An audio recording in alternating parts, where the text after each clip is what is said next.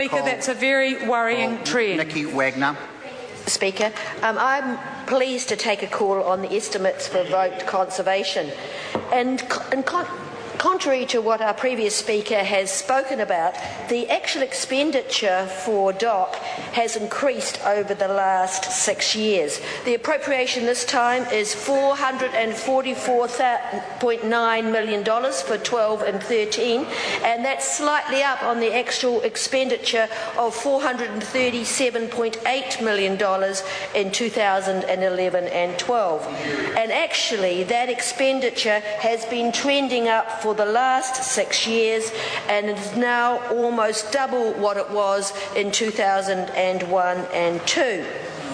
Now, vote conservation is appropriated to support the Department of Conservation, which has a goal of encouraging all New Zealanders to enjoy the conservation estate and to gain the benefits from a healthy, functioning ecosystem, and to experience its recreational opportunities and to appreciate our historic heritage. Now, the biggest expenses are the management of the natural environment, and DOC spends $156.3 million per year on that, and the management of recreational opportunities with an expenditure of $145.7 million and a capital expenditure of $59 million. Now, New Zealanders are totally committed to our country being clean and green, and they really do enjoy getting into the great outdoors and being part of our conservation estate. Now, the conservation estate that this appropriation covers is 8 million hectares of land. It includes 34 marine reserves and 6 marine mammal sanctuaries. And of course, it is a huge job to manage, to protect and to conserve this environment. And there will never be enough money to do all the good work that we would like to do. So the department is really working hard and thinking smart about how to stretch its dollars. And it's working at developing partnerships to increase that conservation dollar. There's over $17 million of Crown revenue comes from a third-party income, and that's generated from the permissions granted by DOC for commercial activity on conservation land. And this commercial activity often has a win-win. It's things like horse trekking, whale watching, glacier climbing, cycle trails, bus tours, camping grounds, hundreds of recreational opportunities and tourism experiences. And these concessions get people out onto the conservation estate. They get them interested in the environment.